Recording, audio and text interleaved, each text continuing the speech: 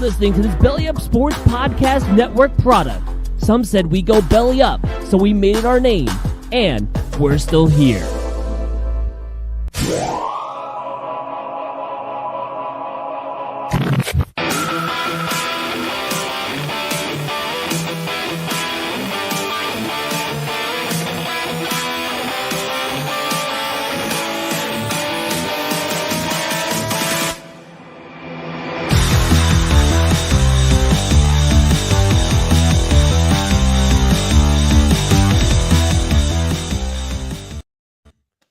Welcome back to another astounding episode of the Scoreboard Addicts podcast. I'm Nick. With me, as always, is Anthony the Rook. TJ's on vacation. We've got our intern stat guy, Sal. We'll have a myriad of different guests today. We got 3 guests coming on tonight. It's a huge show. And you know what Tom Jones says? It's not unusual to catch us talking about sports. And here we go. Anthony, how you doing today? I am doing very, very well. I think we got a great show. I got lots to talk about, so I'm pretty excited about this. So it's gonna have to come fast and furious. Salvatore, how are you today? Yeah, Sal, how are you? Doing good. I'm excited for the show tonight. We got a lot going on tonight. Yeah, got tons going on. But we're gonna start with we're rocking with the worst. What's up? Yeah, we're gonna start debate of the week. Just jump from the jump. Just get everyone heated. Oh, Nick is loving this one. So, debate of the week. Should Paul O'Neill's number 21 be retired by the New York Yankees? Nick, the floor is yours. No. Flat out no. I mean, the Yankees at this point have 24 numbers retired. 24, okay? Now, an argument could be made that a franchise with such a storied background and a historical championship-winning franchise would have an astounding number of players worthy of having retired numbers. And for the most part, that's true. The only problem I have is if you actually look up the New York Yankees and the numbers that they have retired, up until George Steinbrenner bought the team, it was a very select few people that were honored. It was never a fan favorite. It was legitimately somebody that throughout baseball could be identified as a Yankee. If that makes sense. You know, like when you heard the word baseball, you thought of that person and they were wearing a Yankees uniform. Not necessarily like you're a baseball fan, you hear the name and you know he played for the Yankees, but like you thought of baseball, that person's face appeared in your head, and by connection and correlation, the Yankees ensued. For instance, Babe Ruth. When you think baseball, you think Babe Ruth, he's a Yankee. When you think baseball, you think Joe D. He's a Yankee. When you think baseball, you think Mickey Mantle. He's a Yankee. It really wasn't guys that were like, oh, we really like that guy, you know? And honestly, I think a lot of Yankee fans bullied the Yankees into doing this. And I think Paul O'Neill's an astounding player. I really appreciate what he brought to the table as a Yankee. But do I think he belongs in left field with Babe, Reggie, Maris? Do you know what those 3 guys have that Paul O'Neill doesn't? They're on the Hall of Fame. That's not true. Reggie, Roger Maris doesn't. I mean, they're all former MVPs. Oh yeah, that too. Yeah. Well, Paul O'Neill did win the batting title one year. Yeah, that's great. He won in 90. He won in 94. Jose Reyes has a batting title too. His number ain't getting retired by anybody. But let's go over the numbers real quick. 1, 2, 3, 4, 5, 6, 7, 8, 8, 9. That's right. I said 8 twice. 10, 15, 16, 20, 23, 32, 37, 42, 42. That's right. 42 twice. 44, 46, 49, and 51. Of all of those, and soon to be 21. That'll be 24 numbers. Of those 24 people, you've got 1, 2, 3, 4, 5, 6, 7, 8, 9, 10. So 10 This is like MVPs Mike Francesa. with 10 MVPs with the Yankees, 11 overall, because Reggie Jackson won an MVP with the A's prior to getting to the Yankees, okay? And the remaining guys, there's 2 Cy Young Award winners. Yet somehow they have 24 24 numbers retired. Some of these Yankees do not match the others. And I'll let you know the ones I don't think should have their numbers retired. Billy Martin shouldn't have anything retired. Billy Martin's number got retired because George Steinbrenner felt bad about firing him 2,000 times, and then he died. So as a mea culpa, I loved you, Billy. They retired his number. But ultimately, Billy Martin was not that great of a manager. Everybody goes, what do you want us 2 World Series? I could have won the World Series with those teams that had fucking former MVPs and Cy Young Award winners on it. I could have. Like 77 and 78, I could have won those World Series. Look at those teams. They're stacked. All right? Yeah. Derek Jeter obviously never won an MVP, but he's in the Hall of fucking Fame. Get his number retired. 100%. Are you gonna go through each player you don't agree with? It's the ones I don't think should. So I just saw Jeter was next because I didn't want to say, oh, if they're in the Hall of Fame, they only the Hall of Famers or only the MVPs should have their number retired. I didn't want to say that, but no manager should even wear a number, let alone have their number retired. So 6th and 37 retired. 6 and 37 shouldn't be retired because the manager doesn't even need to wear a uniform. Really, like why does he have a uniform on? This isn't 1902 when the manager was still a player. We don't have any Paul Newmans out there playing as a player coach anymore. Hasn't happened since like Joe Torre with the Cardinals or with the Mets in like 68 or something like that. Yeah. So that's ridiculous. Yeah. And honestly, like 4 of the last 6 numbers retired should not have been retired. I agree with you on that one. I love Bernie Williams. You guys know me. Bernie Williams is my favorite player. I know. I agree with you on Bernie too. Next to Mickey and DiMaggio. That's crazy. Yeah, well, let's hear from TJ since we got him. TJ, what do you feel about the poll? And I think all of us have the same sentiment. I don't know about you, Sal, but TJ, go. I might be on the other side. All right, so TJ, go. Then we'll have the opposite side of it. I'm with Nick. I think it's a joke. I think nostalgia shouldn't dictate retiring a guy's number just because he meant so much to the team, back when they were dominating. I mean, are you going to retire everybody's number then? I guess Tino Martinez is next. I mean, you can't retire anybody that's ever meant something to the team. We're all going to have those players that are like, oh, he's a fan favorite. He's a fan favorite. I mean, it's about stats and winning championships. And while Paul O'Neill is a great player, I don't think that I mean, come on, we're going to be in triple digits soon. People are going to be playing 101, 102, like, come on. I get it. You want to honor the guy. You want to have Paul O'Neill night, have Paul O'Neill night. But 20 years later, but I'm just saying, 20 years later, it's essentially a PR stunt. I mean, the Mets are making moves in the offseason, with the little offseason that we had. The Yankees are sitting there stagnant. I'm not saying they have to make moves. I think they should make a few moves, but there's no buzz around the Yankees. So, hey, let's generate some buzz and bring back somebody from 20 years ago, a fan favorite, and honor him and retire his jersey and build up a little buzz that way. I think it's dumb.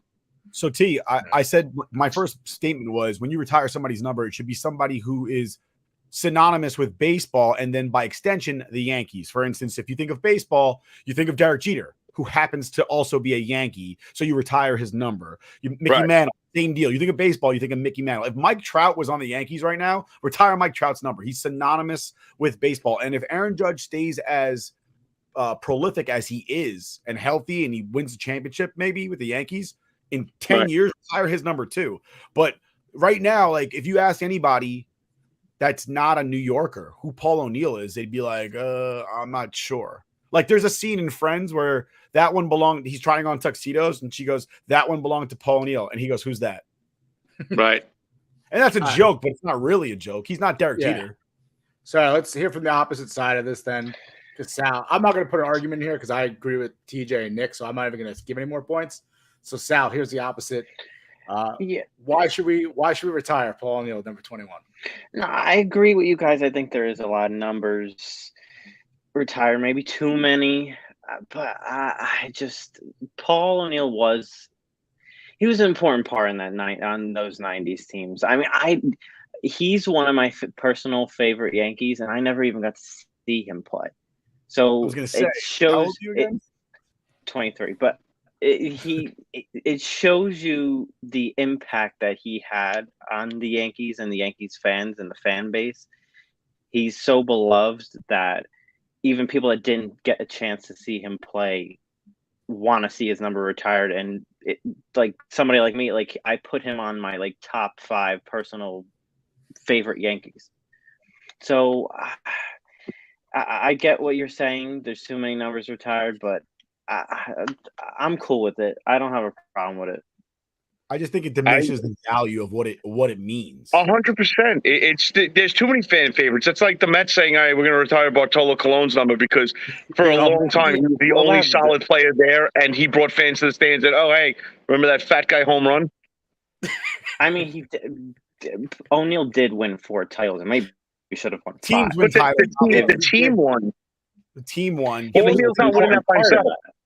He was an important part of that. Big part of that. O'Neal is on par. Okay, so if I asked you if you were going to remove somebody from the team and I gave you a list of players, well, Paul O'Neal or Mariano Rivera, who do you think's bringing them to the championship more?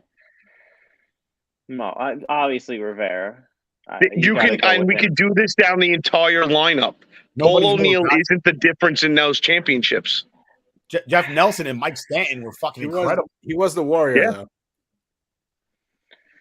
I'm not trying to talk shit about Paul O'Neal, but it's I'm not saying it's not warranted for the type of player that he was. He played the game hard, he played the game right. But it's just, if you're going to do it for him, there's going to be more and more play. Every team has a Paul O'Neal, a fan favorite, somebody that grinds it out, and you don't see other teams doing this. There's retiring numbers left and right. Oh, fan favorite was there for the good times, so let's retire. I mean, everybody on that team was an integral part of each championship. You can make an argument either way. Yeah, I agree. I think O'Neal's like Bobby Mercer, Willie Randolph, Greg Nettles. They're iconic Yankees. They're Yankees through and through. Bobby Mercer especially was a huge, like, he was a Yankee, like a Yankee, like to the point where he was even an announcer. And I remember growing up listening to Bobby Mercer, rest in peace. Yeah, and I loved listening to him talk about baseball. But should his number be retired next to Babe Ruth? No. And I love Bobby Mercer as a talent and as a personality, what he means to the Yankees. Same thing with Willie Randolph. Willie Randolph was the captain of the Yankees. Granted, he didn't win any World Series, but neither did Don Mattingly. But Willie Randolph did win a World Series as a coach with the Yankees on those 90s teams, and yet his number is not retired. And then we look at somebody like Dave Winfield, who's in the Hall of Fame, played 10 years with the Yankees, made like 8 All-Star games with 5 Gold Gloves and 4 Silver Sluggers, and his number is not retired. So ultimately, how many championships did he win? 10 years and you're liked by the management, they retire your number. So whose number are we retiring next? Matsui? Gardner? What I want to do, because I'll wrap this up soon, but basically it's just, he got a plaque night. I think that's great. If you want to honor him. I think he's a great player. He's part of those championships. You could honor him. Retirement, I think, goes too far. You diminish the value of a retired number to the point where it's like, all right, you get your number retired by the Yankees. It's like, all right. But he's not on the level of Ruth, Maris, Mantle, DiMaggio, Gehrig. Yeah, but nobody has been since then, though, other than maybe Jeter. No, I get that, but Paul O'Neal, I get he was part of the team. He was loved by Steinbrenner, but I don't think hold on. A-Rod is up there. He has 2 MVPs for the Yankees. Yeah, and he's not going to have his number retired. He's not probably going to. You know who the previous Yankees to have 2 MVPs were? 2 guys. You might have heard of them, Maris and Mantle. They were the last 2 Yankees to get multiple MVPs while playing for the Yankees. All right, so I think we're because we had a big show. I don't want to keep going on this too long. Let's go. I'm going to bring in our first guest here, Sal. We're going to say goodbye to you. We'll see you in a little bit. Be behind the scenes, and we welcome Andrew from the Divots and Pivots. And he put it in the chat. But go ahead. What were you say about Paul O'Neal? Paul O'Neal was never a top 4 player responsible for any of those titles, which means I have a hard time saying he was an integral part of the title teams. He had his role, but can you say he was one of the top 4 driving forces? I don't think so. And what do you? I don't know your affiliation for fanhood, but who's your Boston all the way? That's so you're a Boston Red Sox fan, and even you agree with us that Paul O'Neal shouldn't be retired. I agree, because the way I look at it, it's kind of like the Celtics. The Celtics also is an organization that retires everybody's number from over the years. Yeah, where there's so many guys up there that don't belong up there next to some of the greats, and it's just too much. I think all the Hall of Fames, I think they're all a joke now. They let everybody in. I'm a big fan of small hall. I think all the Hall of Fames and all the numbers getting retired is just taking away from the history of all of those, institutions. Yeah, 100%. I mean, it's laughable, like Nick said, when you got people being honored next to Babe Ruth and Lou Gehrig and Mickey Mantle. You know, you're hanging jerseys in the rafters next to Larry Bird, and these guys don't stack up next to Larry Bird. So what are you doing? You're diminishing the honor.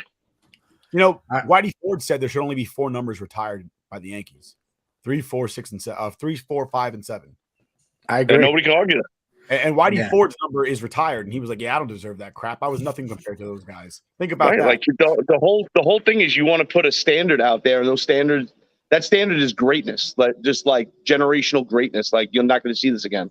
Yeah, I agree. But I'm sick of the era greatness. Yeah, and the reason why we have Andrew on today, because we thought TJ was giving a cruise, so you're intro, but we welcome I am on a cruise. Join us. We're doing some PGA talk, so we got the Honda Classic this week. We like to do our picks, but first, before we get to that, we're going to discuss a little bit about Phil Mickelson, the drama that's going on with him, and the Super Saudi League. So I think I have a couple notes just to reiterate or to show what those statements were. So he said, Saudis are scary motherfuckers. Go be involved with, and questions the country. And he questioned the country's human rights record in an interview recently with Adam Shipnuck for a book. And he said, however, despite that, the money from the proposed Saudi League was a once-in-a-life opportunity to reshape the PGA Tour and how it operates. He said they've been able to get by with manipulative, coercive, strong-arm tactics because we, the players, had no recourse. He said, as nice as the guy the commissioner is, he comes across, unless you have leverage, he won't do what you said. And the Saudi money is finally going to give the players that leverage to then have upper hand or to make some sort of movement to improve the PGA Tour. So he issued that apology, which a lot of people didn't really like. He said he was off the record when he spoke to Alan Shipnuck, but Alan then recently said it was all false. It was on the record. So I guess we'll start with our guest here, Andrew. What are your feeling about Phil Mickelson right now? Yeah, I don't think there's any way that conversation was off the record. I don't think Alan, who was writing a book, who knows what he's doing, ever would have allowed that to be off the record and then still publish it. Like it doesn't make sense. I think Phil's trying to cover his ass there. I think Phil needed to take the route that a lot of the other current players, I should say current because he's in the Champions Tour, but the bigger name players right now took, where they're saying the smart, simple things in the news, and then they're just showing their support on the course or in the media or just by simply being there. And Phil, like he always does when there's money involved, he puts his foot in his mouth and he talks too much. And the man's addicted to money. The man's addicted to gambling. So for him to say that he was using it as leverage against the PGA, like that might be the case, but good God, like who says that out loud? Like, okay, you just gave away your leverage. Like, if that's how you felt, like just keep it behind closed doors. Like, it just makes no sense to me what he was doing. I think I don't know. It seems like he wanted a bit of spotlight. All right, TJ, how do you feel about it? I think that Phil Mickelson always seems to be on the hating end of it because the type of guy he is. He does gamble a lot. He does flaunt his money around. He's about making money. They gave him shit when he said he was moving out of California because he couldn't stand paying the taxes. And then all of a sudden, apparently every PGA fan in the world was for taxes. I mean, the guy gets shit on constantly. I agree that some things are better left unsaid. And why would you tip your hand? It makes no sense. But at the same time, when you have NBA players taking support from China and talking about playing in the China League, and their Nikes come from sweatshops, and they want to talk about, the United States is the worst when it comes to this social issue and this social issue, yet they're wearing sneakers made by 6-year-olds in a sweatshop. And nobody attacks them for that. Or the people that do attack them for that are on the fringe, and they're just, you guys are nuts. Who cares? Nikes are great. So I think Phil Mickelson was definitely talking on the record. You don't talk to reporters or writers or anything like that unless you expect it to get published. Yeah, I mean, I don't think this guy's his best friend where it's like, hey, listen, we're off the record right now. I just want to vent. That's not the person you vent to. It was a phone interview, too. It's not like they ran into each other and just started chatting. Right. And say, by the way, like, it was scheduled. Right. I mean, listen, he says what he wants to say. He wanted to say it. He wanted it out there. And the backlash, happened, and he did the political PR. Let me put the apology out there. But I mean, while I don't I agree with some stuff, and I don't agree with most stuff. I mean, I agree that it sucks that, he had to pay, when they had the match. He had to pay the PGA Tour $1 million to be able to have the match. I think that's a joke. But at the same time, while you're sitting there saying, well, I don't have the right to make money off my brand and stuff like this, it's like, dude, you're rich because you play a sport. And the only reason you're that rich is because the PGA brought in all these sponsors who pay an exorbitant amount of money to watch you play golf. I mean, and golf, when you think about it, isn't one of those sports that it's not hockey, it's not baseball, it's not basketball, it's not football. So, I mean, I consider PGA Tour players lucky to get the money that they're making right now. So, yeah, I will say Phil Mickelson, when I heard that he would do the Saudi League, I'm like, I'm not surprised. The guy loves money, loves gambling. Yeah, so there's nothing wrong with that. And you know what? If you're going to play the Saudi League, you don't have to justify it to anybody. No, you don't. Take the money. You know what I mean? Who cares? Dude, you're making money. I don't sit here and look down on strippers. They got to make a living too. That's a good point. We know where that money comes from. Nick, do you have anything on this? You want to add? Yeah, just two things. One, degenerate gamblers. I can see how you two can identify. And I lived in Saudi for a year. I didn't come across any Saudis that seemed to be bad people. I understand that there's some humanitarian problems there. It's honestly, it's a different world entirely. We talked about this briefly last time. Their Prince Sultan is kind of screwed. Honestly, he's stuck between two worlds. One where they only understand violence and like murder and stuff like that, and another where he's trying to be a part of the 21st century with the rest of the planet, but they don't respect that. So right. It's hard to be 33 years old and having your relatives plot your murder on a regular basis and run a country that's going to run out of money in 15 years. So I wouldn't trade places with that kid. That kid, he must be miserable for all I know. So having lived in Saudi Arabia for a year, I never came across a Saudi that was a bad dude. So. But let's feel bad for the Sultan. Let's feel bad for him with all his money and oil and gold. Listen, I know nobody's trying to kill me right now. His own uncles were plotting his death. Okay, I love my uncle. He's one of my best friends. How does he feel about you, though? Being the Prince Sultan. We're thick as thieves, man. Come on. Being the Prince Sultan have something in common because TJ's plotting my murder as well. Watch yourself. You're lucky actually, look, I wore the shirt you bought me because I missed you so much, buddy. I wore mine too because I missed you too. We did miss you. I wore my Barstool shirt.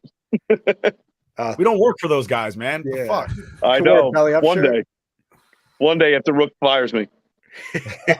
Let's move on. Here's your chance. I'm here. Moving on from Phil Mickelson, let's go on to the Honda Classic. The PGA Tour moves to Florida. PGA National. Champions course, baby. Champions course. I mean, look, this is my part of when I talk golf. I like to do the betting part of it. So I know TJ, you do as well. I know you're on the crew, so let's start with TJ this time because I don't want to lose him before he gets his picks out there. Because I got to run. My wife is sitting here next to me, all bored and miserable. Wow, we got a comedy show to go to.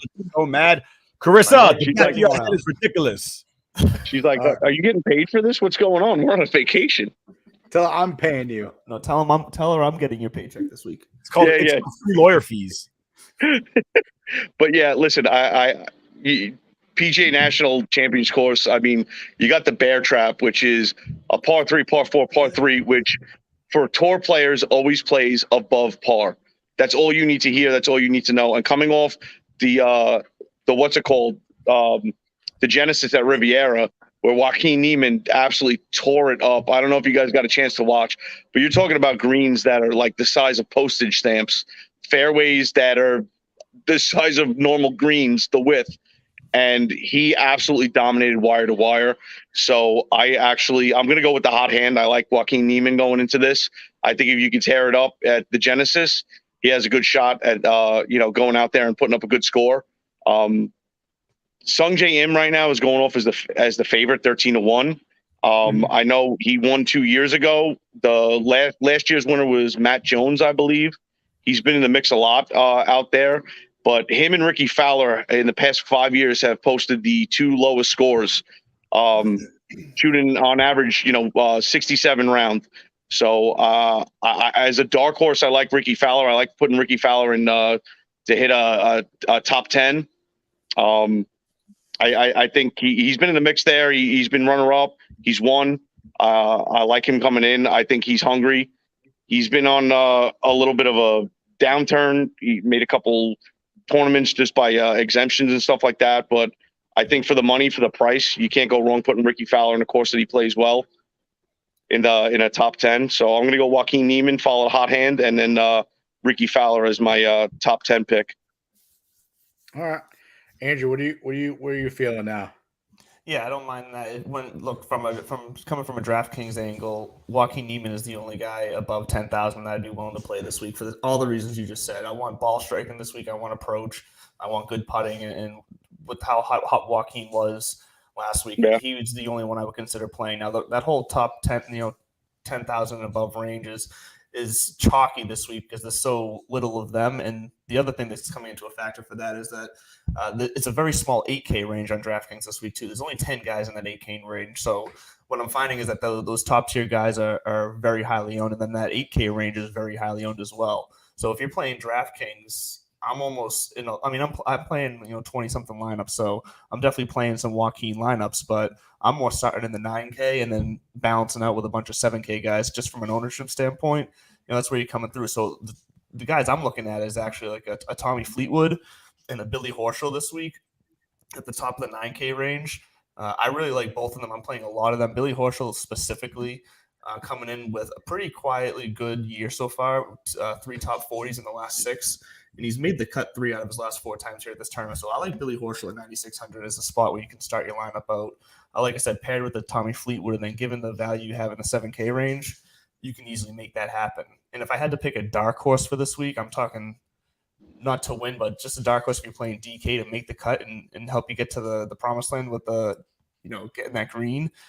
$6,200 on DraftKings, we have Jason Duffner.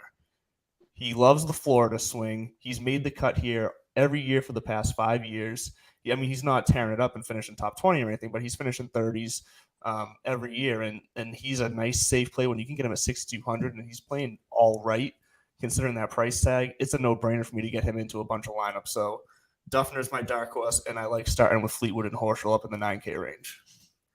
All right. So I know me and TJ, we do like betting. I know you do a lot of fantasy DraftKings, lineup and stuff. So explain to us, because I never done it before. How many golfers do you get when you do a DraftKings fantasy? So you get $50,000 salary, and to give you kind of a breakdown, the top tiers, like this week, Sung J M is priced at 11,000, and then so usually anything over 10,000 is considered considerably high price. It's usually a range that a lot of guys will choose to fade completely to try to differ from the field. Because it tends to be that a lot of times one of those guys in that top tier range, price wise, will actually miss the cut. It's just how it goes. It's golf. It's wild. You never know what's going to happen.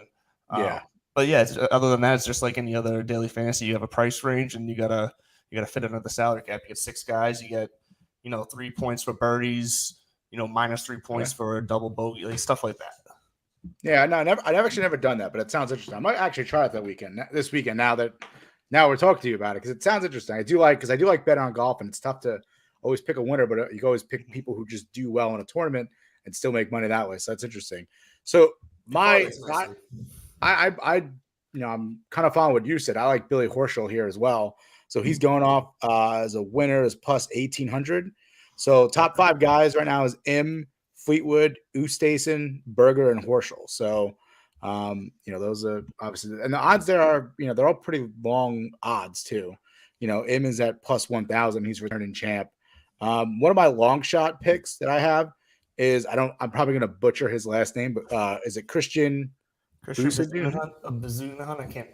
Yeah, I can't pronounce it, but he's at plus 5,000, but maybe not pick him to win overall. But I was doing a little bit of research. They said that he's actually one of the better putters in the world when it comes to Bermuda grass greens. So so top 10, if you finish top 10 is plus 400, and the top 20 is plus 190. So a top 20 finish for him, probably playing that plus 190 might be a good shot. And he's made his last 35 tournaments worldwide, he's made the cut 33 times. So he's becoming more popular. He's like, a year or two ago, you'd see his name and everyone would ignore it because it's just so crazy long and incredibly hard to say. But he's pretty consistent for being so, little known. But he's becoming more popular now. And, you kind of hit on the head. He's actually in pretty good form right now. He's got 2 top 20s in the last 5 tournaments. And the thing that's interesting about him is that he's never played this course in a tournament before. I mean, I'm sure he's played it plenty of times, but we've never seen him in a tournament setting. We have no stats on him for that. So it'll be interesting to see his first time out. So he does have the game that fits here. So I don't mind taking a dark horse shot at him at all. Yeah. Yeah. And then one of my guys, I'm just going to bet this one top 20 for Koepka plus 110. I think that's pretty good odds. It's like Nick, like you idiot. Is Koepka all right? Is he all right now, though? He seems to be a little on the edge. No, I mean, you saw the waste management, how he just completely collapsed, and that's not Brooks Koepka.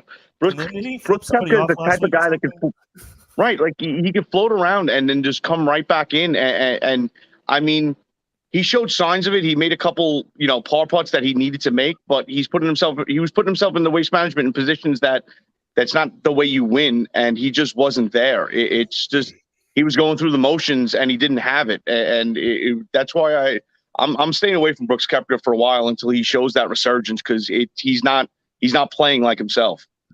Yeah, I just feel like it with a weaker field, there's not as many big names as was the Genesis Invitational. That maybe this could be something where it's a pretty wide open field. I think. That maybe. But you know what? It's a tournament that a lot of times somebody that's not your top 10 finisher is going to come in and win. On top of the fact that you got the field is wide with players like a Patrick Harrington can come back and win. I mean, he's won it before. And he's still playing a pretty high level of golf given his age. You never know. One of those crafty veterans comes in and rips up that course because it just suits his eye that day. It's one of those tournaments that, like we said, especially the bear trap, you can lose your entire round right there. Yeah. Yeah, look for guys who are good at par threes. Par 3 strokes gained par 3 is one of my key stats this week. So you got to look for like I said, ball striking approach and then par 3s. You find those guys, you should be in good shape. Yeah. And then my other prop I'm going to do is probably Patrick Reed to miss the cut plus 130, just because I don't know. Wow. Whatever. We had a very long conversation on Patrick Reed on my show last week on Divots and Pivots, and I ended up playing him and I got burnt. So there you go. That's the thing, man. Patrick Reed is that he's good for a out of nowhere wire to wire victory and then disappear into the mist every year. He just comes out of nowhere. He fucking plays like that Patrick Reed that wins, and then he's just unseen and unheard of for the next 20 weeks. Yep, that's Patrick Reed in a nutshell. He does just enough to get under your skin and piss you off, and then he disappears. Yeah, exactly. All right, so I think about wraps up. Nick doesn't do too much of the gambling and the golf and stuff. So I don't do the gambling. I watch golf like I watch you and TJ play golf and Rich. Like, about it. Nick does look good on the course, though. He wears nice pants. Guys know me. I'm a big Florida State fan, so I'm upset with Brooks. We could bet Daniel Berger then if you're a big Florida State guy. He's not representing. I don't bet on sports. I don't bet on things I can't take any part in whatsoever. Fair enough. I got you. Listen, Nick, Nick, if I have dice in my hand, I'll bet. If I don't, and I can't pick anything, I'm good. I can't even make the odds, but with my pick, no, fuck out of here. Nick, I got to tell you, dude. Yeah, go ahead. You got to not reference what me and Rook do as playing golf and you watching it. I mean, it's essentially just trying to get the ball as far down range as you can and then get it a little closer and then not break a club because you put 2 off a fucking tree. I'm pretty sure that's golf. I will say that, we asked Andrew what his team was. He said the Red Sox. And as he continued to talk, and I heard Pa and Hot, I was like, oh, he's definitely a Red Sox. Oh, yeah. Born and bred. I heard Haas. I was like, horse? Haas. All right, well, Andrew, we're just about wrapping up the PGA talk. We appreciate you joining us today. Tell us where you're at. That's correct, right? Yeah, right there. That's correct. You can find the show Twitter at Divots and Pivots. You can find my own personal Twitter at Real Mr. Mallard. You can catch the show on Belly Up Sports TV on Tiki Live every Wednesday morning at 10 a.m. I have guests. We talk DFS, mainly DraftKings, but we also just talk general PGA golf stories. We like to attack it from a human side. So check us out, YouTube, Twitter, Tiki Live. I'm there for you. There it is, right there. There's the banner. And there's this logo there. Pivots and Pivots. Thank you, Andrew. We appreciate you joining us today. Yeah, thanks for having me, guys. Yeah, of course. Absolutely. Anytime. And TJ, you're hanging around. You're leaving. No, I'm out of here. I got to go do some drinking. That's a smart All right. win right there. All right, TJ. Have a good night, gentlemen. We're gonna do a quick break, and then when we come back, we have Haley joining us for some legal talk. So hang with us. Hey gang, it's Commissioner Cooper from TSS Fantasy. We are the fantasy show of the people. That means we give the people what they want. Expert fantasy advice, leading medical and legal analysis, free contests, and innovative games to keep you entertained. Watch us live with the Tiki Live app on the Belly Up Sports channel, subscribe to us on YouTube, or follow us on all social media platforms. Visit TSSFantasy.com today for all the latest updates from the fantasy show of the people. We put the fun in fantasy. Yeah! Said the mayo. Over sour cream, yeah. Right. That's because you have high cholesterol. Okay. If you drafted Julio Jones, You got ghosted.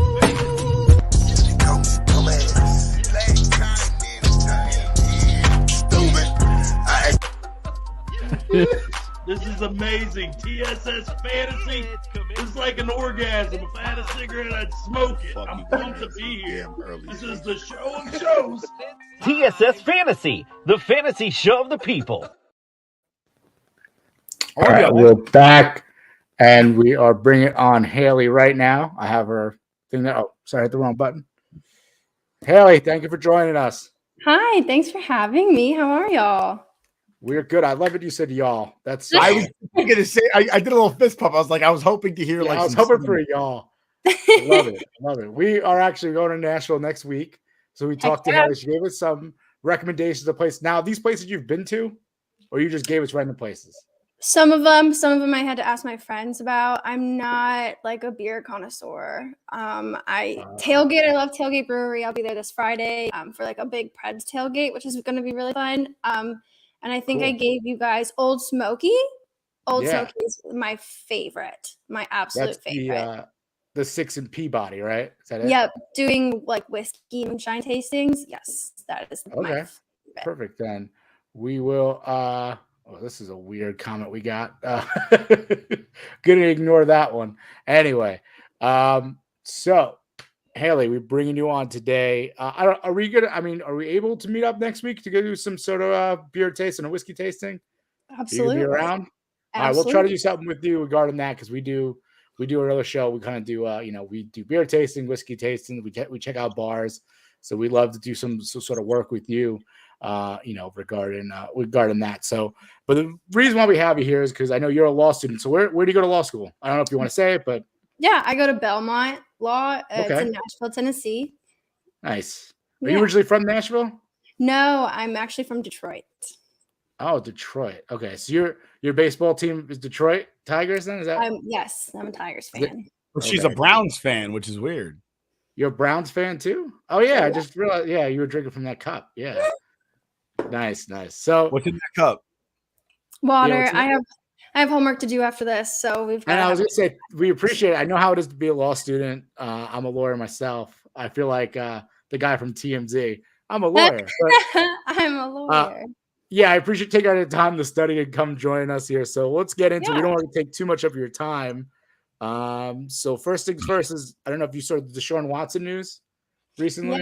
Yes. I mean, I'm not surprised. Yeah, I'm not too surprised by it too. So for anyone who's wondering what we're talking about, is that Deshaun Watson obviously has these 22 civil cases for the sexual assault. And recently this week, the judge ordered that he, out of 9 of the 22 cases, he's going to have to testify at depositions to regarding the case, basically. And some of the reasons why is pretty much is that the 9 cases at 22, those women are not involved criminally. They already gave their own depositions. And apparently, I guess the Harris County District Attorney said he's set to make a decision regarding charges of Deshaun Watson by April 1st. So, Haley, I don't know if you what your aspect is on this, if it was something shocking, not shocking. What do you think?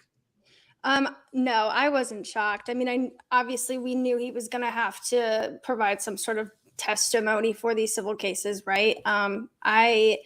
I do get where his defense is coming from. I mean, obviously, Fifth Amendment, pretty important, but I see also the judge's ideas where this testimony won't necessarily affect these criminal charges because it's not the survivors that are pressing criminal charges. So I get it. I wasn't surprised. I wasn't shocked. Yeah. Also, the thing is, too, I guess with what's going to happen to me, he's going to go to the depositions. He's going to say, I'm going to plead the Fifth. Like, it's not really much, testimony that could be going on. Right. So, but yeah, right. I think we both agree on that. I know, Nick, I don't know if you want to chime in here with some legal talk, but if I learned anything from Michael Corleone, you don't plead the Fifth. You just lie. It makes you look better. When you plead the Fifth, you're guilty. Everybody knows that. I do not endorse that. Yeah, if you're not guilty, then why are you pleading the Fifth? I plead the Fifth. I would like to use my Fifth Amendment right on the grounds that my testimony may incriminate me. That means you're guilty. Well, may incriminate you. May is the key word there. Guilt. Listen, a guilt-free mind doesn't have no room for none of that. All right. I learned that from Joe Bennett in Tallahassee, Florida. I love that you quoted The Godfather to for your legal analysis of this at this point. Listen, that's great. Actually, no, I didn't quote The Godfather. It was a book I read. I don't remember whose book, but the guy was like, I had a note from my lawyer on how to elect to plead the Fifth. And every time they asked me a question, I just read the note. Oh, a Man of Honor, Joe Bonanno's book. He pled the Fifth like 67 times. He was not guilty as well. Well, you're innocent until proven guilty. So nobody was guilty if they were not. And also, we always go opinion. We go over this every week. I always have to say allegedly anytime Nick makes an accusation like that just to protect this. But listen, Kevin Sullivan killed the Benoits. Yeah, allegedly. We'll ask Matt when he comes on the show. All right, we will. Matt would probably agree with you. Real quick, while we're on football, I hate to just segue real quick. Quick update. I spoke with our friend John Lawrence, who's fighting esophageal cancer, and I said it right this week. Yeah. I spoke with him today. He's saying that his doctor said that he made some progress with his chemotherapy, and he actually just finished putting together his Star Trek the Next Generation uniform that he's been working on. He said for 14 years. And we're rooting for you, John. You're in our thoughts. You're in our prayers. And get better soon, buddy. Yeah, John's he's now a listener from the UK. There it is. But yeah, good luck, John. That's great to hear. Best luck with everything. So I guess moving on from this, we won't go to the federal subsidies yet because I think it's kind of more long-winded and kind of a long topic. But the Eric K verdict. So we had gone through this last week. So you're familiar with the case of Eric K? Yes. Yeah, I've been following along with it. So he obviously they found him guilty. I mean, after all the testimony that we heard last week, it seemed like it was leading that way. The jury deliberation was only less than an hour and a half. Less than an hour and a half. Yeah, so it was pretty quick. They found them guilty of distribution of a controlled substance resulting in death, and then conspiracy to possess with intent to distribute controlled substances. And then his sentencing has been set for June 28th, and he's facing 20 years to life in federal prison. So that's the update on that one. I guess what's your perspective on this? I know I went through the whole thing thoroughly last week, but I want to hear what your perspective was on this one. Yeah, so I think the jury got it right. I mean, the testimony the evidence was there was just a plethora of evidence. I mean, the text messages, not surprised, not upset, waiting for sentencing. I think these types of cases and these types of verdicts are important, especially now because we have such an opioid crisis that people do need to start being held accountable. And typical case, Yeah, and I think with this one too is the fact that yes, Tyler Skaggs is someone who is using, he acts with oxycodone, but I mean, when it comes to, I guess that it was laced with fentanyl, which is not something that he was typically that he wanted to do. And I think before they had said that he said, I don't want to do any fentanyl. So for Kay to go ahead and still give this, and I think the most damning evidence of all this was the assistant had said that apparently Kay confided with him afterward and said, I was with Tyler that night that he passed, the week before he passed away, which is pretty damning. And then also the evidence from Matt Harvey, which was the difference in the pills that he's like, I gave him pink pills, which are Percocets. I never gave him oxycodone. So, I think I agree with you there. I mean, so far 2 for 2 with not shocking surprises from, juries and judges. Nick, I know I saw you shake your head for a second. So what? I shook my head because you said oxycodone and then changed it to oxycodone. Those are 2 different drugs. I know. I keep mispronouncing it. You know me.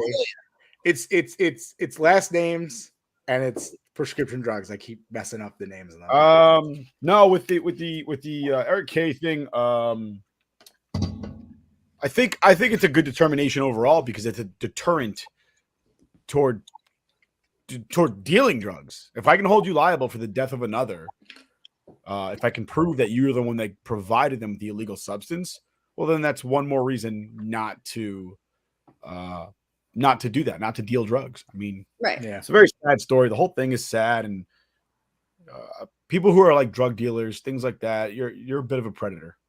You see somebody that has a weakness and you're taking advantage of them. And in this instance, it resulted in the death of a young man, and that sucks. Obviously he has accountability, or he had accountability before he died. I mean, nobody's sitting there holding him down and forcing him to do anything. But at the same time, as a human being, you should take accountability. If you know you're hurting somebody, you shouldn't just be okay with that because you're making money. I mean, I guess that's easier said than done, but I mean, that's true. It's just, I guess, how I feel about it. Maybe I'm looking through rose-colored lenses and too altruistic for my own good. But I mean, just because you're making money doesn't mean what you're doing is good. And I think that's what blinds people, right? It's the greed. Like, I'm going to make this money, and if I can make these pills cost less, but I sell them for more, who cares what's in them? Not me. I'm not taking them, right? Right. Yeah, and that's the other thing is he's not taking them, so why would you? Right. Yeah. That's a good, excellent point. And I think the worst of it is I had a problem with the whole thing was a lot of people commending Matt Harvey like he did something nice. Matt Harvey only testified because they gave him immunity. Yeah, so it wasn't about doing the right thing. It was about doing what was convenient. And not even that, he wasn't. And not only was he granted immunity, he was compelled to testify, which means he was almost like subpoenaed. He's subpoenaed Forced, basically, right? And he has to appear. So yeah, a lot of people give him kudos for his testimony, and they're all sitting there saying sob stories for Matt Harvey. Like, I don't feel bad for Matt Harvey. I don't feel bad for him at all. I really don't. Yeah, I got you. Anyway, so moving on to the next topic, which is the federal subsidies. So 3 members of Congress this week: Jackie Spire, Don Beyer, and Earl. This is a last name I can't pronounce it, but Earl Blumenauer brought in this No Tax Subsidies for Stadium Act. So, Haley, are you familiar with this or? Yeah. So the only reason why I mean, obviously I knew how stadiums are funded, but I didn't know that they were tax exempt until this kind of hit today. I was like, oh, interesting. And then I, read up on it and I'm like, this is kind of fun. This is kind of fun. Yeah, it is. And it's funny because the whole thing, the reason we brought about it is basically the federal government right now is investigating into Dan Snyder with the Commanders because he wants more money to build a stadium in 2027 because I think their lease is up at that point for the new Commander Stadium. And there's just been a history of sexual harassment, sexual assault against him. And then he's still getting the benefit of these federal tax subsidies, based upon as long as they get the municipal bonds from a city, who's trying to woo you to come into their city and bring, more tourism, more dollars. They'll give you these municipal bonds to build your stadiums, and then you get exemptions on that money. So basically because of him, they're really saying that, these shouldn't be a reward for these type of organizations that run with, racial discrimination, sexual discrimination, and sexual assault. So, and what's your take on that one, Haley? You know what? I agree. If you can't play by the rules, why are you going to be benefited by the rules, right? Like, I think that it's gotten to a point where the NFL, and I guess really any big professional sports organization, I think they're comfortable. They're comfortable with doing the bare minimum, and I think that they're comfortable with knowing that they're able to get away with a lot. And if this is just something that's going to kind of act as some sort of deterrent, I think I'm all for it. Mm-hmm. So before I get to you, Nick, 'cause I saw you made a face, but so my thought on this is that I don't think it's going to pass, even though it seems like a good idea in, looking at the paperwork or looking at the legislation. But the reason why I don't think it is because it's kind of punishing all sports, whereas maybe baseball may not have the same issue. So reason also they're doing this is the federal government lost $4.3 billion in revenue because of these tax exemptions based on the 43 stadiums built since 2000. So there's been 43 stadiums built. They all use municipal bonds. They'll get the tax exempts. And these 43 stadiums are not all NFL stadiums. Some of them are MLB stadiums. Some of them are acting, accordingly. They're not, not all they'll be accused of sexual assault or sexual harassment. So for me, I don't think it's going to pass. If maybe the legislation said something whereas if you commit these acts or you commit this discrimination, then you're going to lose your federal exemption. I think that would be something that's probably more likely to pass. And not to mention, you're going after billion-dollar owners. Right. They have plenty of friends in government. And I don't think they're really going to be, I'm sure they're going to be stuffing some more pockets to make sure that legislation doesn't get passed. So that's kind of my thought on it. You're absolutely right. Yeah. But in theory, obviously it's a good, as you said, it's a good thing because in theory it has them be accountable because now they're going to lose money. So we'll go over to Nick. I'm sure you shake your head at one point. I was actually in agreement with you. Obviously with the Redskins football team commanders, whatever they want to call themselves this week, have been accused of is not okay. But I don't believe that the entirety of all sports should be punished for the actions of the minority. Of course, the minority is always louder than everybody else, right? The one bad kid in school is known by the principal. The principal doesn't know the good kids that are just like average students that don't cause trouble. I think we're also forgetting the fact that these stadiums bring millions upon millions of dollars to the city for other programs and employment to a lot of people that are employed by that stadium. Like, just let's look at our community, for instance, in Staten Island. The fact that there is no Staten Island Yankees, how many people lost their jobs? Yeah. You know what I mean? Like, so the stadium being there, while it may not mean much to some, and it may mean too much to one individual who profiteers off of the entire situation, it means a lot to a lot of little people. Let's look at Yankee Stadium, right? Let's say Yankee Stadium is not where it is. Then we don't have places like Stan's Bar, Billy's Bar, all the restaurants and clubs nearby. They're not making that income because why would I go there? I only go to Stan's and Billy's because they're next to Yankee Stadium. Not to mention the hundreds upon hundreds of people that work at the stadium. Not to mention the other venues, the other situations that go on in these arenas and in these stadiums. And I do feel like if they do pass that law, it's punishing everybody. It's basically cutting off your nose to spite your face. You're mad at Dan Snyder, so you're going to punish everybody. And now you didn't even hurt Dan Snyder. He'll find another way to get it done. Yeah. But at the same time, fans and the people that work there. At the same time, it's just eliminating the tax exemption, right? So these billion-dollar corporations and businesses can afford to pay their taxes. Pay your taxes. That's it. Oh, they won't, though. You don't get money by paying taxes. You get money by hiring lawyers to find out ways to not pay your taxes. Well, hire better lawyers. Matt O'Day says he got kicked out of stands once. I can't blame them. I'd have kicked him out. We'll have to talk to about that one, but yeah, I mean, listen, I think what it is too, I mean, they're still going to get the money from the municipal. They're still going to get money from the states, the cities to come in. They still get tax exemptions there. I mean, it's not like the worst thing. I guess obviously they lost $4.3 billion. If you count 43 stadiums, that's $1 million each stadium. So I'm sorry, more than that, $100 million each stadium. So, the other math you got to look at is how much money did they make once the new stadium was built, and how much money did they pay on taxes on that? No, you're right. I mean, listen, I'm not disagreeing with you, Nick. Obviously, the stadium comes to a town. There's a lot of positive things that happen for revenue, money, jobs, employment. They're all going to helps out, but which is why teams want these stadiums. Why do you think Las Vegas now has three with WNBA, 3 professional teams playing in their city now? So I agree with you. But I do like the idea of punish the people that are where applicable. You know, if you violate Title IX, you get punished. They don't punish every sport and every team in college or high school. They punish the culprit, which I think is appropriate. And Title IX is a federal law. So something along those lines I think would be more appropriate for that scenario. But if I know rich people, and I think I do, they'll find a way to beat the system. They always do. They didn't get rich by not beating the system, by playing by the rules. Yeah, I agree with you, Nick. So those are the 3 law topics that we have for sports. Unless Haley, do you have anything else? Last words here. Go Browns. Go.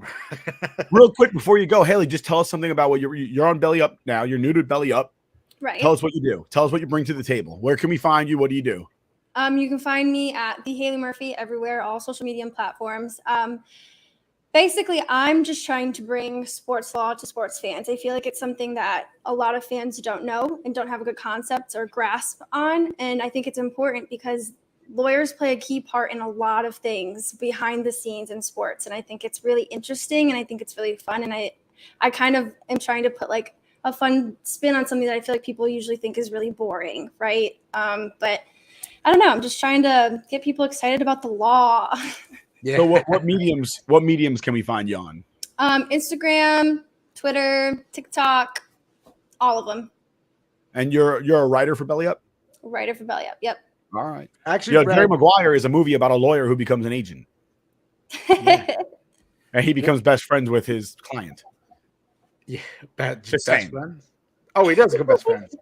That's his client. I forgot Renee Zellweger's not his client. Never mind. No. Anyway, best Haley, friend before you leave, I know. Before you leave, I know. He's ambassador of Quan. What is wrong with you? I know. I messed up. I read your article recently about the Mlb Lockout. So we have a little bit more time before you leave. Before we get to our next segment. So I just want to just give you a couple minutes. Now today, Mlb Lockout did not really go that great. They have the deadline now, February 28th. So what are your thoughts real briefly before you leave us?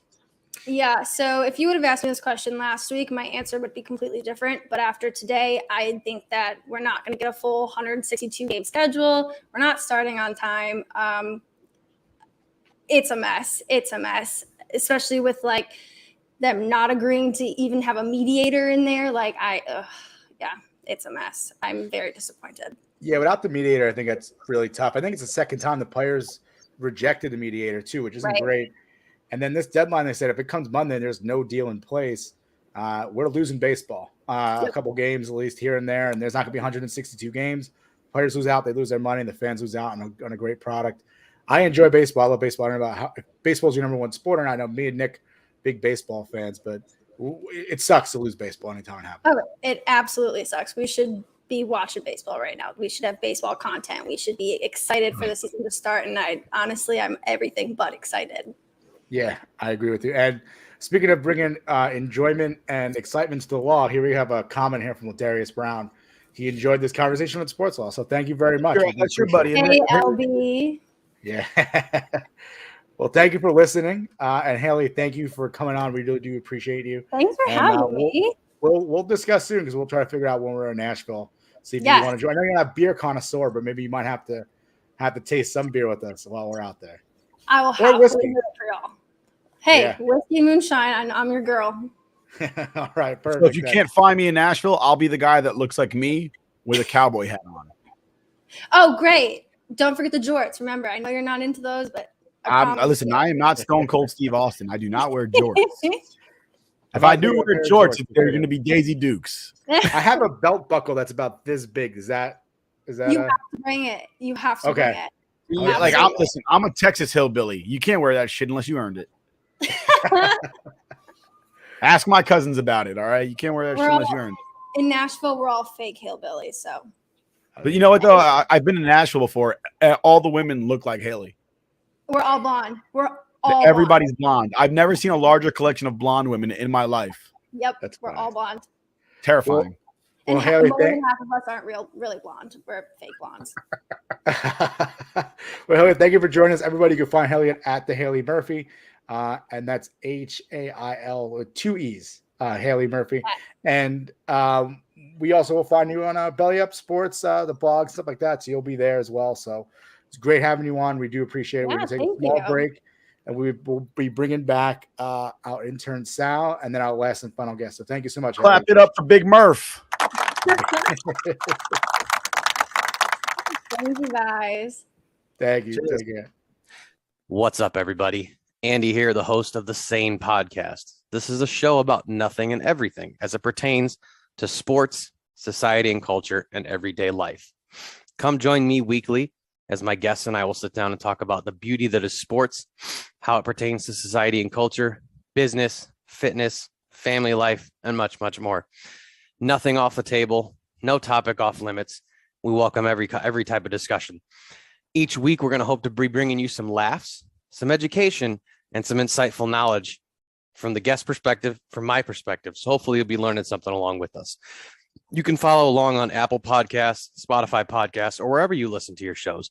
And now, thanks to the Belly Up Sports Podcast Network, you can follow along with us on Tiki Live streaming TV on the Belly Up Sports channel. So, like the show, subscribe to the show, share the show, follow the show, sit down with us once a week, have a view, have a listen, come enjoy the ride. Sports, society, it's all on the table. Go follow the Sane Podcast. We'll see you. All right. It's that guy Sal talking a little NBA, National Basketball Association. Talk to us, Sal. Well, did you guys see any of the All-Star Game weekend? Any of this stuff? No. Yeah, I caught a lot of what's this guy's name? Obi Toppin? The defensive end from the Myles Garrett. I caught a lot of Myles Garrett. Oh, the celebrity game. getting block calls, and I was sitting there going, "Who the hell is standing in front of Myles Garrett? Trying to take a charge." No one is. Imagine MGK. Is he Myles Garrett or Garrett Miles? Myles Garrett. I think Myles Garrett. Yeah. Haley's gonna beat me up over this shit. Yeah, MGK would get in his way and take a charge from Myles Garrett. Myles Garrett is what Zion Williamson wishes he was. He was a beast in that game. That's the only thing I really saw. And I saw a couple Obi Toppin dunks, but I heard the dunk show wasn't that great now. So Phil said All-Star Weekend. The dud, or was it good? What do you think? Dunk contest was absolutely horrible. It was the worst one I've ever seen. I've never seen more guys miss a dunk in my life. I saw people looking at their phones. I saw. Did you see Shaq? Did you see the meme of Shaq? Yeah, and he was just like, "Oh my God, get me out of here! I need to leave." Like it was a disaster. Somebody said when Blake Griffin jumped over the car, it was over. No, 2006. There was no place left to go, is what they said, which is bullshit. Because the following year, I believe somebody freaking killed it. Maybe last year, actually, somebody killed it. The last good dunk contest was when in 2016 with Zach LaVine and Aaron Gordon. That was the one. That was the one. That was the best one. And after that, they have just sucked since then. It's went downhill since then. Wasn't there a second one with Aaron Gordon where he was awesome in it and he lost again? Yes. He had two of them. I forgot who he lost to though. Aaron Gordon is the best dunk contest contestant ever to never win a dunk contest championship. Oh, 100%. 100%. He might be the best ever other than Vince Carter. Vince Carter, I think. Oh, yeah. Well, Vince Carter was awesome. But Obi won that. At least the Knicks win something. Sorry, but give him a banner. I'm waiting for the banner ceremony coming up. Knicks are going to put a banner up tomorrow. I guess if anybody had to win that, I guess it should have been Obi. So at least they got that right. But yeah, not too impressed with the dunk contest. The 3-point contest is always fun. I enjoyed it. Cat won. Karl Anthony Towns. Wow. Surprise. That's surprising. Oh, that was a big surprise. I was like, at first I was like, what is he doing in the 3-point contest? And then I was like, wow, he's actually good. He did a good job. He got like 29 points. So he did pretty good. The All-Star game itself was all right. You know, they have a new format now where they have to, each quarter, whoever wins each quarter wins money for charity. So at least like the last 2 minutes, you see the guys trying. Like it's not, the first like 8 minutes, they're just dunking and going. Nobody's playing defense. They're just shooting threes from half court. So, it wasn't too bad. And in the fourth quarter, they played at 24, right? No, they went to 163. The target score was 163. But is it 24 points from like whatever? Wasn't that what it was or no? I think so. To honor Kobe, yeah. I think they do 24. 24, yeah. They do 24. The fourth quarter was the most exciting part because they don't have it. It wasn't timed. Yeah, they could just keep going back and forth, play defense. They just keep going, and of course, LeBron got the last shot and won it for his team. I knew that was going to happen in Cleveland. Yeah. Steph After he Curry burned their city down, he has to get his rights or his glory moment. And he got it. He did get it. He got it. Steph Curry went off in this game. He got 50 points. Wow. And a record 16 threes in the game. Wow. And obviously he was the MVP. Yeah. And during the game I tweeted this. I was like, Steph Curry's the best shooter I've ever seen. Yeah. Hands down. Without question. He's best shooter I have ever seen. He probably will go down as one of the best. Well, he is. I think he is going to go down as the best. He definitely will. The best part about this weekend was they honored the greatest players in the last 75 years. It was the 75th anniversary of the NBA. Right. And they honored all the greats. They brought them all out during halftime.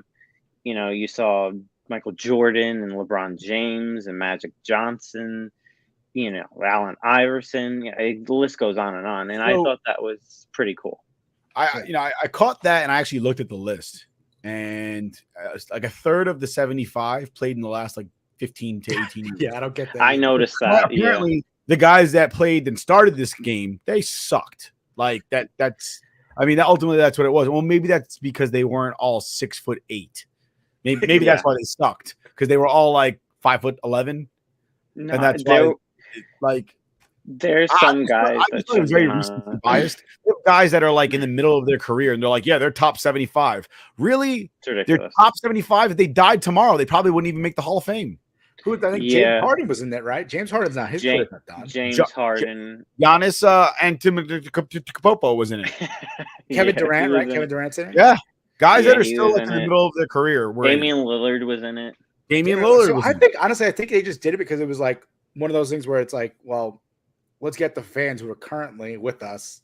I get that, but over a third of the people, like, really? I don't agree with that. I mean, if you did the MLB MLB in the last right 15 years, if you were to do like a top 100, let's say MLB players, you're not using a third of the teams. A third of them are not going to be from the last 15 years. Absolutely. If you were to go back 100 years, a third of them wouldn't even be within the last 30 years. Yeah, I know. That's what I'm saying. It's let alone, and mind you, 30 years out of 100 is roughly a third. Yeah. And I think the greatest of the baseball players played in the first 50 years. Yeah, I know. I think they made this list more of a popularity contest, kind of. Absolutely, I agree. It was just kind of like, okay, who can we get to come and add star power to the All-Star game weekend? A lot of rhinestones, not too many diamonds. Yeah, and there were some snubs too, like Vince Carter. Vince Carter wasn't on the list. That's ridiculous. Vince Carter is crazy. He had his own shoe. He should have been there. Tracy McGrady wasn't there. Tracy McGrady, another snub. Oh, that's a bad one. That's a bad one too. Mm-hmm. So I mean, besides that, NBA doesn't come back to when? Tomorrow, right? Tomorrow. The Nets have the Celtics tomorrow. Okay, all right. I can imagine that. TJ doesn't know what to do with himself right now. There's no NBA. All right. Well, moving on to our favorite segment. We have. Give me a second. I'm gonna pull it up. Nick, play the music. 1 second. I didn't have it queued. 1 second. And our new favorite segment. Horrible. This is live TV. Sorry. Does Gen Z know? Yes. I didn't do so good last week, so let's see what you got for me. Got the rotary phone though. That was pretty. That's right. I did. But I was because most kids your age probably do not know what rotary phone is. I was embarrassed on the Full House one. And what did I say? I said Full House and it was Family Matters. Oh. Well, you also said Family Tides, which is also Michael J. Fox. Yeah, that's another one. It's Family Ties, man. Oh, there is Tides. It's Ties. Ties. I don't know. Here we go. There's the music. All right. Now, so we got one. We're going to talk to you about it, and the other one we're going to do is a video clue. Again, we're going to go back to 90s themes. Thank you for the reminder, Sal. No problem. All right, let me get the. All right, Sal. When I say the I guess letters and number of Y2K, what do you think of? I think of Chris Jericho at first. Y2J. Well, why was Y2J called Y2J? Yeah, because of the they thought the computers were going to explode or something like that. That was his debut. Give it to him. He actually debuted like 6 months prior to Y2K.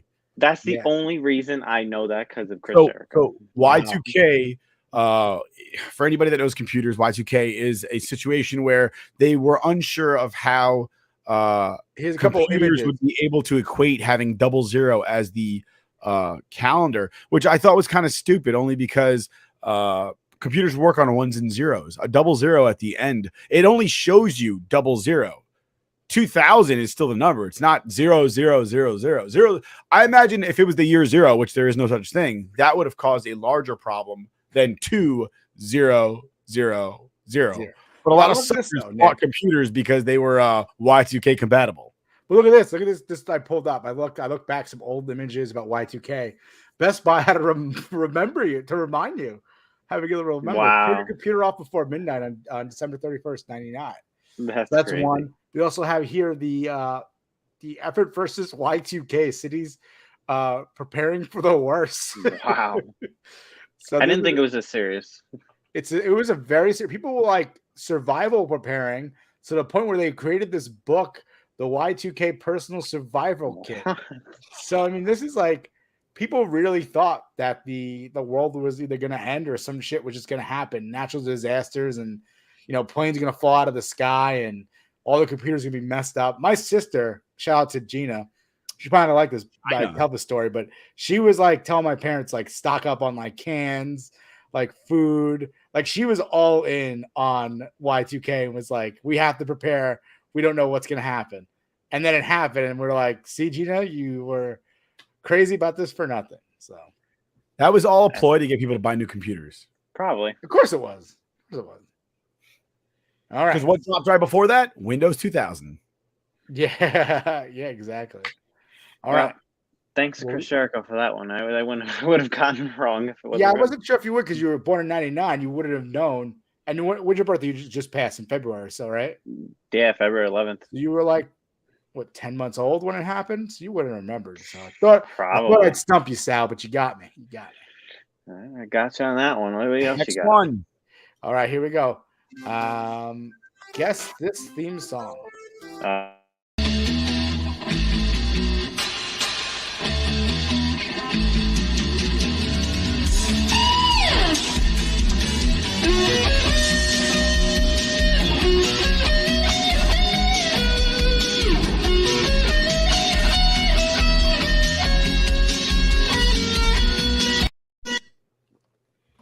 Uh-oh. That's such a generic theme song. It is not generic. It's kind of generic. There's no words in it. Play it exactly. That's the whole point.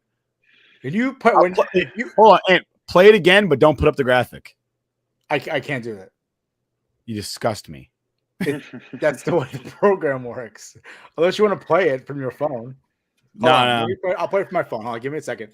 Let me find it. I'm not gonna get this unless you give probably me. Won't. You probably won't, but it's okay.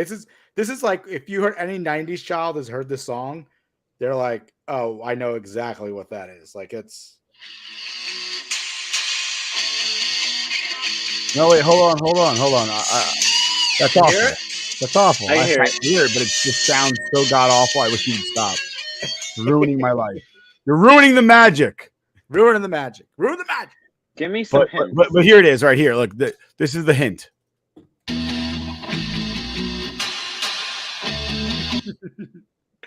Me doing that little wrist motion. That was the hint. Me going. Every '90s person that's watching this, which is like all 5 of them, they're all like, "God damn it, these kids don't know great television." All right, so he doesn't know. Show us that answer, Rook. All right, here is the answer.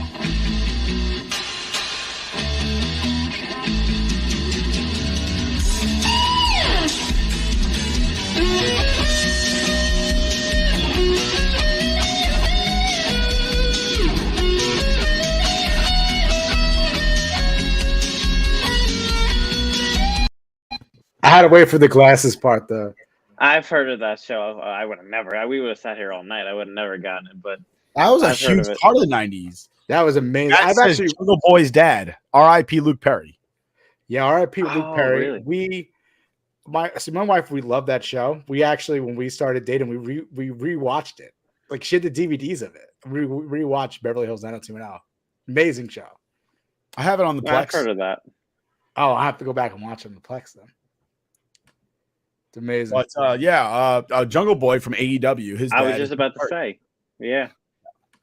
That's what Matt just said. So, I believe his name is Jack Perry. What is that? I believe his name is Jack Perry. Jungle Boy. Yeah, his real name is Jack Perry. Yeah. Yeah, which is funny because I'm pretty sure Luke Perry's character's father's name was Jack. On 90210, Luke Perry. Yeah. His dad's name was Jack. I believe he was Jack. He was Dylan, and his father was he was like Dylan McSomething, and his father was Jack Dylan McKay. McKay, there he goes. I'm pretty sure his dad was Jack McKay. All right. So now this brings us to our third and final guest. We have what is intern Sal's, what is it? Brainchild? Is that the word? His brainchild. The WWE Scoreboard Addicts Wrestling Trivia. And we'd like to welcome on Mr. Matt Day from at the Squared Circle. It's me, Austin. Hopefully that's an answer, but I'm Matt. ready. Oh, he's got his paper out. He's ready. Thanks for having me, guys. I appreciate it. Thank you. No problem. Thanks for joining us today. We do have, let's see, we're doing something a little different this time. So last time we all showed on the paper, but it doesn't really work for a podcast because there's a lot of audio. That's so true. None of us were giving the answer, and then Sal was tell us that we were right or wrong. So for this week, we are going to write our answers down, but then also say them out loud. So I've got one question for you, Matt. Are you ready? We'll find out. All right, Matt, you're a little low. If you could turn up the volume a little bit. There you go. Whatever you just did. Okay. Is that good? It might be your beard is muffling the sound to your microphone. It could be. I'm sorry. Maybe you look around your nose. Try using the computer speaker. They don't work. Oh, yeah. Live TV, everybody. Yes, we're doing All right. I'm not mad, but I'm not happy. Just disappointed. Can you hear me, or is it still a little low? That's better. No, we got you now. That's way better now. All right. All right. So, Sal, All right, is everybody ready? Number one. All right. Reminder: questions are 2 points each. Final question: we do a final Jeopardy. Wager your points. So, last week Nick won. So let's see if he keeps streak alive. He's the champion. Oh, wait, how many questions? We got 5. 5. All right. And final Jeopardy is ready? the 6th or 5? The 5th is final Jeopardy. Fifth question. It's the 5th question. Okay. And then there will Final be partial credit if there's 1 or 2 answers, correct? Did you believe this shit, Matt? Yes. They conned me into doing this partial credit bullshit. I don't Your think answer's we're going to either get right partial credit. or it's wrong. I And the agree. Rook says you are wrong. Know your role and shut your mouth. All right, Sal, let's go. Question All right. number Question 1. 1. Who was the first ever hardcore champion? I have no idea. Are we shouting it out or are we writing it down? Write it down. Then you Write can it say down out. and then Yeah. Is everybody, are you ready, Rook? I'm ready. I'm ready. All right, what you got, Rook? I got Ric Flair. No. No. Close. What you got, Nick? My handwriting is abysmal, but it says Mankind, a.k.a. That's right. Mick Foley. Where you got, Matt? Mankind. Mankind. All right. All No, right. you have to say it. He did. Mankind. No, but after Sal already said it. You gotta say Yeah, it no, beforehand. I'll say, yeah, okay. I got you. All right. All right. Question number 2. I'm already behind. All right. Question 2. After WCW ended, Ric Flair came back to WWE in 2002. Who did he wrestle in his first match back? Can you repeat the question? After WCW ended, Ric Flair came back to WWE in 2002. Who did he wrestle during his first match back?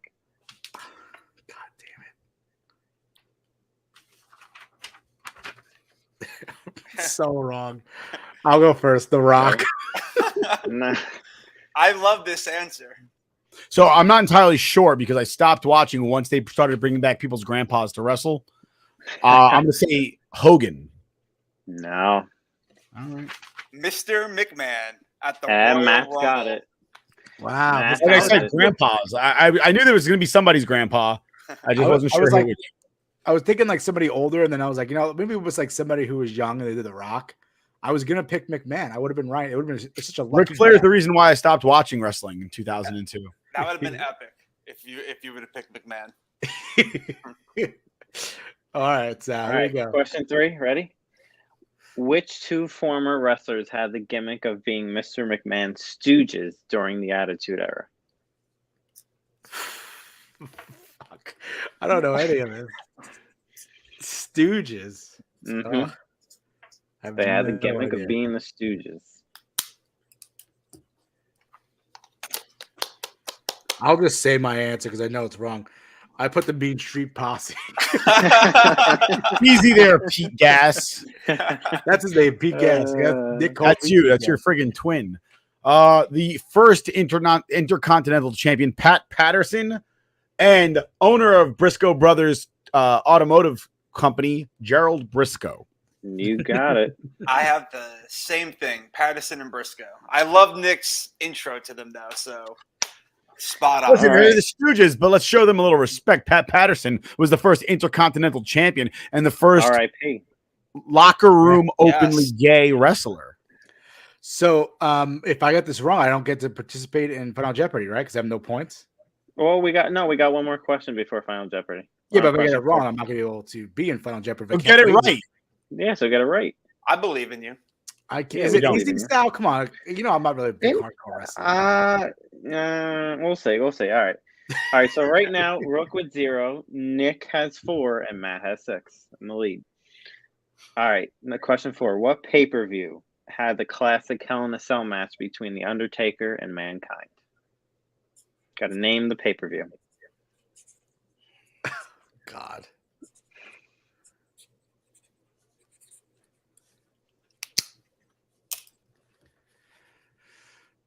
I'll just go first. I said No Way Out. Nope. I'm pretty sure this is wrong, but I'm saying Survivor Series. Nope. King of the Ring. Matt's got a King of the Ring, 1998. Dominated.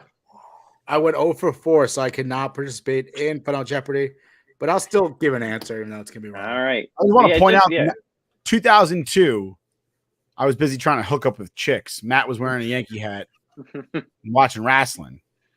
I know this because we went to high school together and I saw him wearing the same Yankee hat for 3 years at least. Nothing about what Nick said is false. All right, so Nick has 4, Matt has 8, and unfortunately, Rook has nothing. Rook, you still get to play this round? Yeah, I'll play, but obviously I can't. All right. No shout out winning here. I feel like TJ now in every trivia show we do. All right, I try to make the 5th question the hardest, but we'll see. All right. Did we wager or? Before you give wager your answer, first. before you give your answer, just wager or whatever it is. Yeah, wager first, and then we'll ask the question.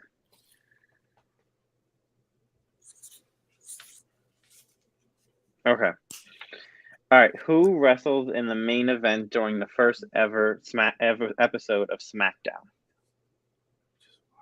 Wait, hold on. Just to clarify, are we talking about the special that happened in April, or are we talking about the episode that happened in August? Episode that happened in August. All right. Thank you. That's just a because there were two different. There's SmackDown, the special from UPN that was in like April or March. Yeah, and then there was a debut of SmackDown as a regular series show in August. So I said I was gonna, give an answer. I'm just not. I don't know.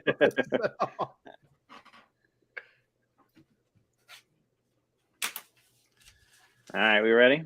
I don't know if this is right, but I'm going to wager 4 points, and I'm going to say Triple H versus The Rock. That is right. Wow. Got it. I wagered all my points, and I did the same thing. And I put on this HBK was the ref. And I sent him the gift today. Son of a bitch. I had a little twinkle in my smile when I heard that question. Oh, you bastard. Well, I have a question though for you, Matt. I mean, you're a wrestling podcast, right? You're doing wrestling over at the Squared Circle, and but by the way, just clap it up for Matt. I tip my cap to you, sir. You champion. All right, tip my cap. You got to be a little proud of me that I know that there were 2 debuts of SmackDown. You know, that was going to be my question because I wasn't sure, and you asked that question because. All right, so what was the other main event then? Do you remember? Wow, I honestly don't remember. I just saw Ken Shamrock. I just saw this literally last week because I'm watching all the Attitude Era. Yeah. So I started from 90. Ken Shamrock in that one though.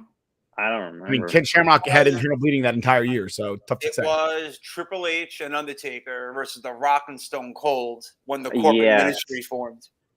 That's right. Oh, wow. Yeah, I know. By the way, I love it was me, Austin. And so just real quick, but Matt and I were talking earlier this week, and I said Cody Rhodes is I don't know if it's legitimate or if it's kayfabe, but Cody Rhodes is leaving AEW.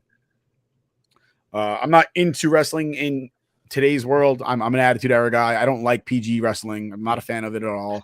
I don't care to watch Ugly Bailey swinging around the ring. I don't care to watch Shinsuke Nakamura look like he's going to touch a little kid in the crowd. He's like the Michael Jackson Japanese wrestler. Like that's what I see when I see Nakamura. But something about Cody Rhodes is leaving AEW allegedly. And I told Matt, I said, I'm waiting for Tony Khan to pull off his mask and reveal Vince McMahon underneath and go, it was me, Cody. Unleashing the largest and longest and most costly work in the history of professional wrestling. But it probably won't happen. That is funny. That is pretty funny. But that would have been great. Matt, I don't know if you saw the disclaimer on the bottom of the ticker. I see it. Thank you. Yeah. You got to watch it. You got to read it from the beginning. Oh, read my name, Matt O'Day. That's me. Hello. Uh-huh. Well, no, not that part. Well, while you read it, because it's going to be a while for you to read it, we'll go into some quick, brief New York Rangers talk. Nick, I don't know if you want to go a little long here. We're an hour 27, a little long probably. Yeah, we could do that. So yeah, we could talk about the Rangers a little bit. Right now, certain things. I mean, for me at least, as a Ranger fan, I feel like the one constant throughout this season, up to this point, and we're just coming off of a victory, and then a loss in overtime, coming off the break. One constant you're going to hear from Turk at the end of games is, I don't think you've seen our best hockey. And by God, I love that mindset, because unless you're winning every game by a large margin, if you really don't believe in your team, then if you don't believe in your team, then you're sitting there saying, oh, we're putting out, you're doing the Aaron Boone, I saw a lot of good things out there. Nobody else can see the good things. The Joe Judge, the Aaron Boone, I saw a lot of good things out there. Nobody else sees it. You lost. So nobody saw anything good. Yeah. But Turk comes out every night, even when they win, and goes, I still think we suck. Yeah. I still see things that I have a problem with. And that's how you make a winner. Yeah. You don't make a winner sitting there, it's like, again, it's like Coach Orion, right? The only thing on your mind should be goose eggs. 0. Oh, well, we won. So who gives a shit? What about the goal you gave up? That was a bullshit goal. Stuff like that. That's how you get better. Perfection is the only thing on your mind. And that seems to be Turk's message to the team, and I love it. Well, I was going to say, I was going to ask you, so one of the 3 names I keep hearing for trades right now, the trade deadline I didn't realize for NHL is actually not till March 26th. There's a lot of time left for about 30 days away, yeah. Yeah, it's quite some time away. But so big names, obviously, Georgiev, Kretsov, and I believe Lundqvist are coming up in a lot of trade talks.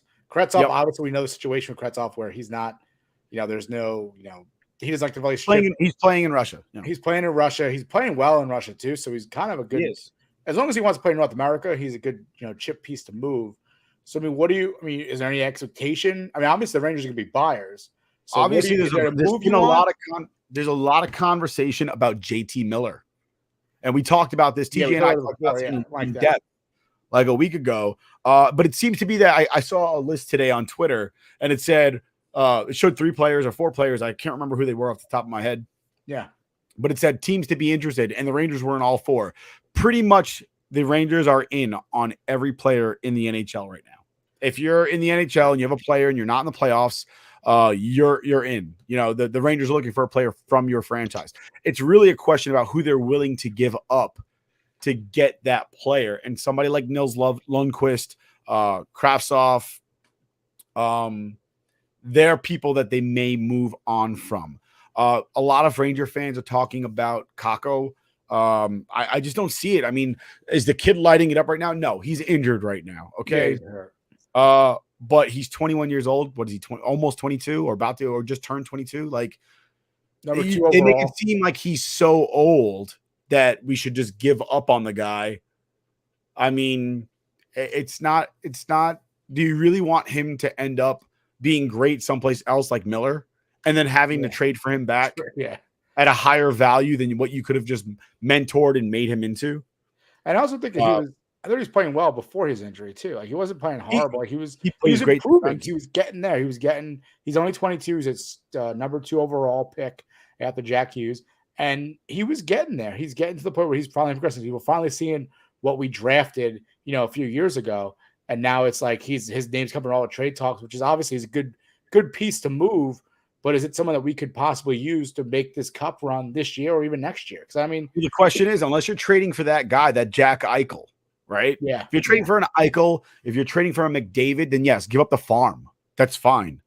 But if you're trading for a piece, are you that piece from a Stanley Cup victory? Not a playoff appearance, not a Stanley Cup appearance, a Stanley Cup victory.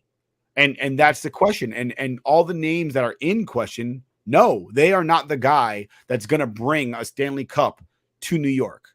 So they're a piece that could help down the road, but this year they're not going to make such an impact that we're in the Stanley Cup. So I'm going to throw out one name for you, Joe Pavelski. What do you feel about him coming over to the Rangers? Definitely. I wish TJ was here for this because I feel like TJ. Listen. A lot of the names that are available, to include Pavelski, are good to bring, and they're players. 100%, they are players. Are their ceilings higher than somebody like Kakko? That's tough to say today. Yeah, today it's hard to say, of course. But when you're talking about bringing somebody in right now and you're mortgaging the future to win today, pulling a St. Louis Rams, if you will, fuck them picks, then it has to be a guaranteed W. Like, excuse me, the Los Angeles Rams. But point being is that if the Los Angeles Rams lost the Super Bowl this year and they suck for the next 8 years because they gave away everything, would it have been worth it? If they would have got bounced out in the first round of the playoffs, would it have been worth it? I don't think so. Because unless the Rangers trade for fucking Connor McDavid, that's a possibility. Matt, I'm just going to take you out for 1 second and we'll bring you back in 2 minutes. I know you seem bored. Sal, you want to leave out too, or you can I'll stay. We'll leave you on. So that's my point. Even to include Pavelski, like unless you're getting somebody like Connor McDavid or somebody like Jack Eichel, somebody who's a top 5 player in the league, they are not making that much of a difference to the team right now to guarantee us a Stanley Cup victory. And you just don't want to be caught in a situation with like JT Miller or what TJ said last week with damn it, I can't remember the name right now. It escapes me. It's a 90s name. I don't remember either. I'm just having I'm on medication and I've been drinking. But yeah, I don't see that happening. I see them trading somebody like Nils Lundqvist. I see them trading somebody like Kravtsov, even Georgiev, and which I can't stand Georgiev. He infuriates me to a level that I don't even want to go to. I think Kravtsov has to go. Like you're not using him. Oh, he's disgruntled. He's disgruntled. He's not happy here. He didn't want to go to the AHL. He didn't want to play at the Wolfpack anymore.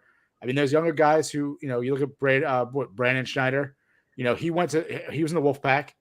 He got his opportunity to play. Kravtsov went to the Wolfpack. He might be playing the NHL right now, but he's not happy with the Rangers. So you have to just get rid of him. I think Drury's looking for the move.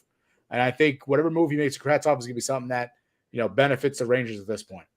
Absolutely. I concur. I think the Rangers are maybe two pieces away from a deep playoff run. But unless they get somebody like McDavid, they're not getting a guaranteed Stanley Cup appearance, let alone victory. But they could do it in a year or two with the core that they have, provided that they keep that core. I think the more interesting news for this week is that the Rangers are playing the Capitals at home for the first time this season this week. And today, the media asked Chris Kreider about his conversation with Tom Wilson at the All-Star game. They said, hey, we saw you kind of buddy with Tom Wilson at the All-Star game. How hard is that to turn on and off once you're playing a game? And you know what? Kreider gave a perfect answer.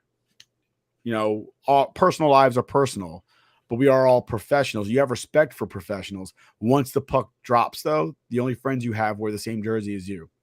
I'm paraphrasing, but that's basically what he said. That's excellent.